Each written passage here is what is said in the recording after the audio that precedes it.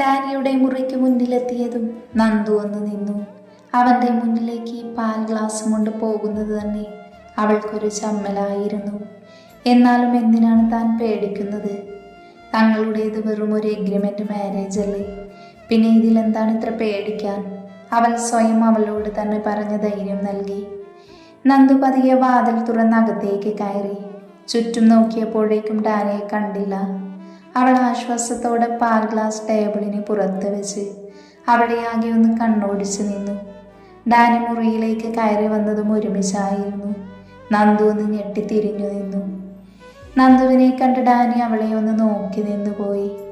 അവളെ കണ്ടെടുക്കാതെ നോക്കി നിൽക്കുവാണ് ചെക്കൻ. അപ്പോഴാണ് സിന്ദൂരം കണ്ടത്. അത് അവൾക്ക് നന്നായി ചേരുന്നുണ്ട് എന്ന് അവൻ മനസ്സിലോർത്തു. ഒരു പ്രത്യേക ഭംഗി മുഖത്തിനുള്ളതുപോലെ. തൻ്റെ മനസ്സിൽ അവളോട് പ്രണയം തന്നെയാണെന്ന് അവൻ മനസ്സിലാക്കുകയായിരുന്നു ആ നിമിഷം. നന്ദു പതിയെ നടന്ന് ഡാനിക്കടുത്തേക്ക് വന്ന് കയ്യിലൊന്ന് തട്ടി. അതുവരെ അവളെ നോക്കി നിന്നതോർത്ത് അവന് വല്ലാത്ത ചമ്മല് തോന്നി. ഡാനി കപട ഗൗരവത്തോടെ അവളെ ഒന്ന് നോക്കി ചോദിച്ചു, എന്താ? അവൻ ഗൗരവത്തോടെയാണ് ചോദിച്ചത്. ഈ മനുഷ്യൻ തന്നെയാണോ ഇത്രയും നേരം വായും തുറന്ന് നോക്കി നിന്നത്? എന്നിട്ട് കണ്ടില്ലേ ഇപ്പൊ കാണിക്കുന്നത്? എന്തൊരു മുരടാൻ ഇങ്ങേര്! തനി ഊന്തിൻ്റെ സ്വഭാവമാണ്. നന്ദു നിന്ന് പിറുപിറുത്തു. എന്താടി നിന്ന് പിറുപിറുക്കുന്നേ? എന്തെങ്കിലും ഉണ്ടെങ്കിൽ വാ തുറന്ന് പറയണം.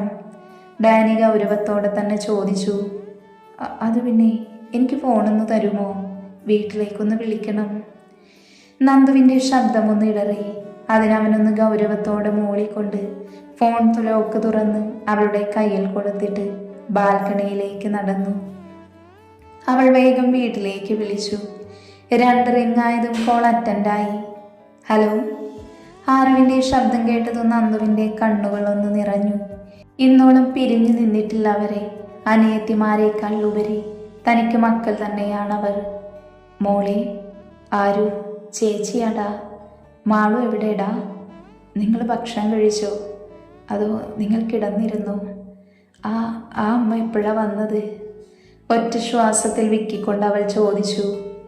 എൻ്റെ ചേച്ചി പെണ്ണെ, ഒന്ന് നിർത്തി ചോദിക്കുന്നേ, ആരു ചിരിയോടെ പറഞ്ഞു. എങ്കിലും നന്ദുവിനെ കുറിച്ചോർത്ത് അവളുടെ കണ്ണുകൾ നിറഞ്ഞിരുന്നു. മോളെ, മാളു എവിടെ? നന്ദുവിൻ്റെ കണ്ണുകൾ നിറഞ്ഞൊഴുകിയിരുന്നു. ചേച്ചി പെണ്ണെ, അവൾ ഇവിടെയുണ്ട്. ഞങ്ങളുടെ സീതമ്മ ഞങ്ങൾ വീട്ടിലെത്തിയപ്പോഴേക്കും വന്നിരുന്നു. ഒരു പാവ അമ്മയാണ് കേട്ടോ.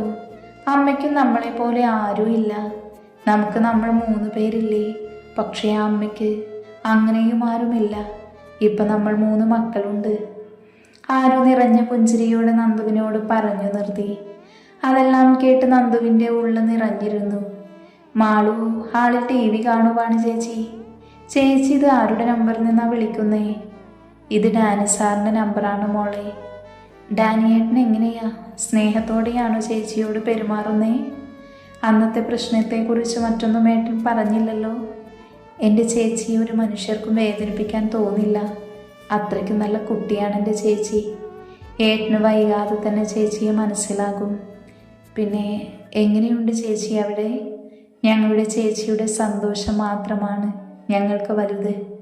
ഞങ്ങളുടെ ചേച്ചി സുഖമായിട്ടും സന്തോഷമായിട്ടും ഇരുന്നാൽ മതി. മറ്റൊന്നും ഞങ്ങൾക്ക് വേണ്ട. മോളെ, ഇവിടെ പ്രത്യേകിച്ച് കുഴപ്പങ്ങളൊന്നുമില്ല. എന്ന് മക്കൾ കിടന്നു. ചേച്ചി നാളെ വിളിക്കാം. ഇനിയും അവളോട് സംസാരിച്ചു പോയ താൻ പൊട്ടിക്കരഞ്ഞു പോകുമെന്ന് തോന്നി അവൾക്ക്. നന്ദു അത് പറഞ്ഞ് വേഗം ഫോൺ കട്ട് ചെയ്തു. അവളുടെ കണ്ണുകൾ നിറഞ്ഞൊഴുകി. നന്ദു കരയുന്നത് കണ്ടുകൊണ്ടാണ് ഡാനി ബാൽക്കണിയിൽ നിന്ന് അകത്തേക്ക് കയറിയത്. ഡാനി നന്ദുവിൻ്റെ അടുത്തേക്ക് ചെന്ന് തോളിൽ കൈവച്ചതും നന്ദു തിരിഞ്ഞു നിന്ന് ഡാനിയുടെ നെഞ്ചിലേക്ക് വീണു. അവനെ ചുറ്റിപ്പിടിച്ച് പൊട്ടിക്കരഞ്ഞു.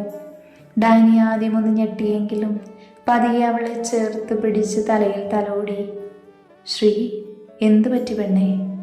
ഡാനി ആർദ്രമായി ചോദിച്ചു. ഇന്നുവരെ ഞാൻ അവരെ പിരിഞ്ഞു നിന്നിട്ടില്ല. ഇതാദ്യമായ. അവർ എനിക്കെൻ്റെ മക്കൾ തന്നെയാ. അവരെ ഞാൻ അങ്ങനെയാണ് നോക്കുന്നത്. നന്ദു ഏങ്ങലടിച്ചുകൊണ്ട് അവനോട് പറഞ്ഞു. ഡാനിക്ക് അവളോട് വല്ലാത്ത വാത്സല്യം തോന്നി. അവൻ കുനിഞ്ഞു വന്ന് അവളുടെ നെറ്റിയിൽ അമർത്തി ചുംബിച്ചു. അപ്പോഴാണ് നന്ദുവിന് താൻ ഡാനിയെ കെട്ടിപ്പിടിച്ചാണ് ഇരിക്കുന്നതെന്ന് മനസ്സിലായത്. പെട്ടെന്ന് തന്നെ നന്ദു അവനിൽ നിന്നും അടർന്നു മാറാൻ നോക്കിയതും ഡാനി ഒരിക്കൽ കൂടി അവളെ ചേർത്ത് പിടിച്ച് തലയിൽ തഴുകി. പിന്നെ നന്ദു അവനിൽ നിന്നും അകന്നു മാറാൻ ശ്രമിച്ചില്ല. തൻ്റെ സങ്കടം നിയന്ത്രിക്കാൻ ഒരു കൂട്ട് ആവശ്യമായിരുന്നു. ഡാനിയുടെ സാമീപ്യം അവളിൽ ആശ്വാസം നിറച്ചു. നന്ദുവിൻ്റെ ഏങ്ങലൊന്ന് കുറഞ്ഞതും ഡാനി അവളെ തന്നിൽ നിന്നും അകറ്റി മാറ്റി. അവളുടെ മുഖത്തേക്ക് നോക്കിയ ഡാനിക്ക് വല്ലാത്ത വേദന തോന്നി. താൻ കാരണമാണ് അവൾക്ക് ഈ വിഷമമെന്ന് അവൻ മനസ്സിലായി. താൻ വിഷമിക്കേണ്ട, വേണമെങ്കിൽ നാളെ തൻ്റെ വീട്ടിലേക്ക് പോയി അനിയത്തിമാരെ കാണാം.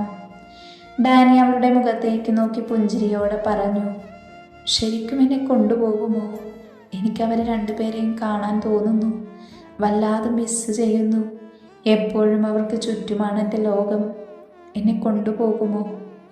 ഒരു കൊച്ചുകുട്ടിയുടെ നിഷ്കളങ്കതയോടെ ചോദിക്കുന്ന നന്ദുവിനെ കണ്ടപ്പോൾ ഡാനി അവളെ നോക്കി മനോഹരമായി പുഞ്ചിരിച്ച് തലയാട്ടി.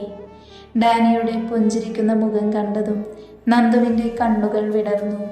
ആദ്യമായാണ് ഡാനി ഇങ്ങനെ ചിരിച്ചു കാണുന്നത്. ചിരിക്കുമ്പോൾ അവന് വല്ലാത്തൊരു ഭംഗിയാണെന്ന് അവൾ മനസ്സിലോർത്തു. അവൻ്റെ കവിളിലെ നുണക്കുഴി കണ്ട് അവൾ അതിലേക്ക് തന്നെ ഇമവെട്ടാതെ നോക്കി നിന്നു. തന്നെ ഇമവെട്ടാതെ നോക്കിയിരിക്കുന്ന നന്ദുവിനെ കണ്ടതും ഡാനിക്കൊരു കുസൃതി തോന്നി. അപ്പം എങ്ങനെയാ വൈഫി, കിടക്കണ്ടേ? ഇന്ന് നമ്മുടെ ഫസ്റ്റ് നൈറ്റ് അല്ലേ, അത് മറന്നോ നീ? ഡാനി കുസൃതി ചിരിയോടെ ചോദിച്ചു. നന്ദു മിഴിഞ്ഞ കണ്ണുകളോടെ ഡാനിയെ നോക്കി. അവൻ പറയുന്നത് കേട്ട് അവൾക്ക് വല്ലാത്ത പരവേശം തോന്നി. അവൾ അവനിൽ നിന്നും അകന്നു മാറി പോകാൻ നിന്നതും അവൻ അവളുടെ അരക്കെട്ടിലൂടെ പിടിച്ച് അവൻ്റെ നെഞ്ചിലേക്ക് ചേർത്തു നിർത്തി. എങ്ങോട്ട് പോകുവാ നീ? അവൻ മുഖത്തേക്ക് പാറിക്കിടക്കുന്ന അവളുടെ മുടിയിഴകളെ ചെവിക്കരികളാക്കി ചോദിച്ചു. അതുകണ്ട് നന്ദു കണ്ണടച്ചു നീരിറക്കി. ശ്രീ, കണ്ണു തുറക്ക് പെണ്ണേ, ഡാനി അവളുടെ മുഖമാകെ നോക്കിക്കൊണ്ട് പറഞ്ഞു. എന്നിട്ടും അവൾ കണ്ണു തുറന്നില്ല. എൻ്റെ ശ്രീ, നിനക്ക് സിന്ദൂരയിട്ടിട്ടേ വല്ലാത്തൊരു ഭംഗിയാണ് പെണ്ണേ. ഡാനി പറഞ്ഞതും അവളുടെ ഉള്ളിൽ വെള്ളിര വെട്ടി നെഞ്ച് ഡിസ്കോ ഡാൻസ് കളിക്കുവാണ്. ഇനി സിന്ദൂരെ എപ്പോഴും നിന്റെ നെറ്റിയിൽ ഉണ്ടാവണം, കേട്ടല്ലോ? ഡാനി ശാസന പോലെ പറഞ്ഞു. അതിനവളൊന്നും പറയാതെ അവൻ്റെ നെഞ്ചിൽ കൈവച്ച് ഒറ്റ തള്ളായിരുന്നു. ആ നിമിഷം തന്നെ അവൻ പുറകോട്ട് വേച്ചുപോയി. നന്ദു ചെറുതായിട്ട് കിതയ്ക്കുന്നുണ്ടായിരുന്നു. അവൻ്റെ സാമീപ്യം തന്നെ ഇത്രത്തോളം തളർത്തിയോ എന്നവൾ ചിന്തിച്ചു. എന്താണ് വൈഫി, നീ ഇപ്പൊ തന്നെ കിതച്ചല്ലോ. കിതക്കാൻ ഇനിയും ഒരുപാട് പണികളുണ്ട്. ഞാൻ നിന്നെ ഒന്നും ചെയ്തില്ലല്ലോ, അപ്പോഴേക്കും നീ കിതച്ചു പെണ്ണേ.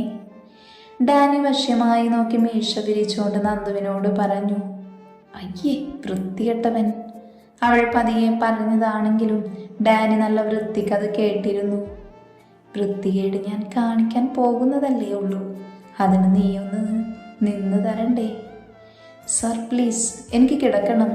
മോശമായി നീ എന്നോട് സംസാരിക്കാൻ നിൽക്കരുത് പ്ലീസ്, ഞാൻ അത്തരമൊരു പെണ്ണല്ല. അതും പറഞ്ഞവൾ പെട്ടെന്ന് തന്നെ കട്ടിലിൻ്റെ ഒരു ഭാഗത്തായി കയറി കിടന്നു. ഡാനി പല്ല് കടിച്ചുകൊണ്ട് അവളെ നോക്കി നിന്നു. അവൾ നടുക്ക് തലയണ കൊണ്ട് ഒരു അതിർത്തിയും പണിതു. അവളുടെ ഈ കാട്ടിക്കൂട്ടലുകൾ കണ്ട് ഡാനി അന്തം വിട്ട് നിൽക്കുകയായിരുന്നു. സാറേ, അപ്പുറത്തെ സൈഡിൽ കിടന്നാൽ മതി, ഞാൻ സാറിൻ്റെ ഭാഗത്തോട്ട് വരില്ല. വിവാഹം ഒരു എഗ്രിമെൻ്റ് ആണെന്ന് സാറ് മറന്നു പോകരുത്. ഞാൻ പിന്നെ മറക്കില്ല. അപ്പം ശരി, ഗുഡ് നൈറ്റ്. സാറിന് ഉറക്കം വരുമ്പോൾ സാർ ഉറങ്ങിക്കോ, എനിക്ക് നല്ല ഉറക്കം വരുന്നു. പിന്നെ ഈ തലയണ മാറ്റരുത്, ഇത് നമുക്കിടയിലുള്ള ഒരു ഡിസ്റ്റൻസ് ആണ്, എപ്പോഴും ഓർമ്മിപ്പിക്കും അത്. സാറ് ചില സമയം നമ്മുടെ എഗ്രിമെൻ്റ് മറന്നു പോകുന്നുണ്ടോ എന്നൊരു സംശയം. ഞാൻ അങ്ങോട്ടേക്കും വരില്ല, സാർ ഇങ്ങോട്ടേക്കും വരാൻ പാടില്ല. അതും പറഞ്ഞ് നന്ദു തലവഴി പുതപ്പ് മൂടിക്കിടന്നു. ഇതെല്ലാം കണ്ട് ഡാനി കിളി പോയി നിൽക്കുകയായിരുന്നു. അവളെ ഒന്ന് പേടിപ്പിക്കണം, അവളുടെ വിഷമം മാറ്റാനൊന്ന് കളിപ്പിക്കണമെന്ന് കരുതിയുള്ളൂ. പക്ഷെ പെണ്ണിൻ്റെ സാമീപ്യം എന്നെ മറ്റെങ്ങോ എത്തിക്കുവാണ്, അതാണ് സത്യം. ഇത്രയൊക്കെ അവൾ ചെയ്യുമെന്ന് അവൻ സ്വപ്നത്തിൽ പോലും വിചാരിച്ചിരുന്നില്ല. ഒന്നും വേണ്ടായിരുന്നു. അവളുടെ ഒരു അതിർത്തി ശരിയാക്കി തരാം നിനക്ക്. മര്യാദയ്ക്ക് കിടന്നാൽ പോരവൾക്ക്, അതിർത്തിയും പണിയണം. നിന്നെ ഞാൻ ഒടിച്ചു മടക്കി എൻ്റെ ഈ നെഞ്ചിൽ കിടത്തും മോളെ. അവളുടെ ഒരു ജാട ശരിയാക്കി തരാടി പുല്ലേ. അവൻ പരിഭവത്തോടെ മനസ്സിൽ പറഞ്ഞുകൊണ്ട് അപ്പുറത്തെ വശത്ത് വന്ന് കിടന്നു. പതിയെ ഇരുവരും ഉറക്കത്തിലേക്ക് വഴുതി വീണു. ഡാനിയുടെ സ്വപ്നത്തിൽ മുഴുവൻ നന്ദുവിൻ്റെ ചിരിക്കുന്ന മുഖമായിരുന്നു. നന്ദു എന്നും എണീക്കുന്ന സമയത്ത് തന്നെ എണീറ്റു. പെട്ടെന്നാണ് താൻ എവിടെയാണുള്ളതെന്ന ബോധം അവൾക്കുണ്ടായത്. നന്ദു എണീക്കാനായി പോയപ്പോഴാണ് അവൾ ആ സത്യം തിരിച്ചറിഞ്ഞത്. തൻ്റെ ശരീരം പകുതിയും ഡാനിയുടെ നെഞ്ചിലാണ്. ഡാനി അവളെ ചേർത്ത് പിടിച്ചിട്ടുണ്ട്. അവൾ തലയിണ നോക്കിയപ്പോഴാണ് മനസ്സിലായത് താനാണ് ഡാനിയുടെ അടുത്തേക്ക് വന്ന് കിടന്നതെന്ന്. നന്ദുവിന് വല്ലാത്ത ചമ്മല് തോന്നി. അവൾ ഡാനിയുടെ മുഖത്തേക്ക് നോക്കിയപ്പോൾ അവൻ കണ്ണുകളടച്ച് കിടക്കുകയാണ്. അവൾക്ക് ഡാനി ഉറങ്ങുകയാണെന്ന് മനസ്സിലായി. ഡാനി എണീക്കുന്നതിന് മുന്നേ ഇവിടുന്ന് എണീറ്റ് പോയില്ലെങ്കിൽ താനാകെ നാണം കെടുമെന്ന് അവൾക്ക് മനസ്സിലായിരുന്നു. നന്ദു പതിയെ അവൻ്റെ നെഞ്ചിൽ നിന്നും എണീറ്റ് അതേ സ്പീഡിൽ അവൾ അവൻ്റെ നെഞ്ചിലേക്ക് വന്ന് വീണു. ഡാനിയുടെ മുഖത്തേക്ക് നോക്കിയപ്പോൾ അവനെപ്പോഴും കണ്ണുകളടച്ച് കിടക്കുവാണ്. പക്ഷെ 2 കൃഷ്ണമണിയും അനങ്ങുന്നുണ്ട്. ചുണ്ടിലൊരു കള്ളച്ചിരിയുമുണ്ട്.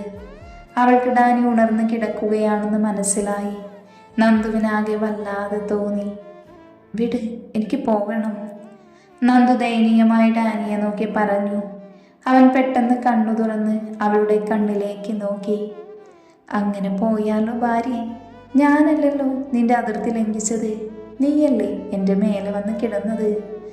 കണ്ണുകൾ തുറന്ന് ഡാനി കുസൃതിയോടെ നന്ദുവിൻ്റെ മുഖത്തേക്ക് നോക്കി പറഞ്ഞു. അത് ഉറക്കത്തിൽ അറിയാതെ സംഭവിച്ചു പോയതാ, ഇനി അങ്ങനെ ഉണ്ടാവില്ല. നന്ദു പറഞ്ഞുകൊണ്ട് മാറാൻ നോക്കിയതും ഡാനി ഒരിക്കൽ കൂടെ അവളെ തന്നിലേക്ക് ചേർത്ത് പിടിച്ചു. അവളുടെ മാറുകൾ അവൻ്റെ നെഞ്ചിൽ വന്നമർന്നതും അവളിലൂടെ ഒരു മിന്നൽ പിണർപ്പ് പാഞ്ഞുപോയി. അവളുടെ കുഞ്ഞു ശരീരത്തിൽ അവൻ്റെ ഉറച്ച ശരീരം അമർന്നതും അവൾക്ക് ചെറിയ വേദന തോന്നി. നന്ദു ഒരു വിറയലോടെ ഡാനിയെ നോക്കി. ഡാനിയാണെങ്കിൽ ഒരു കള്ളച്ചിരിയോടെ അവളെ നോക്കി കിടക്കുകയായിരുന്നു. ഡാനിയുടെ ചിരി കണ്ടതും നന്ദു അവനെ തള്ളി മാറ്റാൻ ഒരു പായ്ശ്രമം നടത്തി. എവിടെ അവൻ്റെ രോമത്തിൽ പോലും ഏറ്റിരുന്നില്ല എന്നതാണ് സത്യം. ഇങ്ങോട്ട് വന്നെന്നെ കെട്ടിപ്പിടിച്ചപ്പോൾ എന്നോട് അനുവാദം ചോദിച്ചിട്ടില്ലല്ലോ. പക്ഷെ പോകുമ്പോൾ എൻ്റെ അനുവാദം വേണം ശ്രീ. ഡാനി കുറുമ്പോടെ പറഞ്ഞുകൊണ്ട് അവളുടെ മുഖത്തേക്ക് നോക്കി. Your body is tempting me so much Sree. I cannot control myself. Danny അവളെ നോക്കി ആർദ്രമായി പറഞ്ഞു. നന്ദു സംശയത്തോടെയും ഒരു വിറയലോടെയും അവനെ ഒന്ന് നോക്കി. ഇനി അവൻ എന്താണ് ചെയ്യാൻ പോകുന്നത് എന്ന ടെൻഷനായിരുന്നു അവളുടെ മുഖത്തുണ്ടായിരുന്നത്.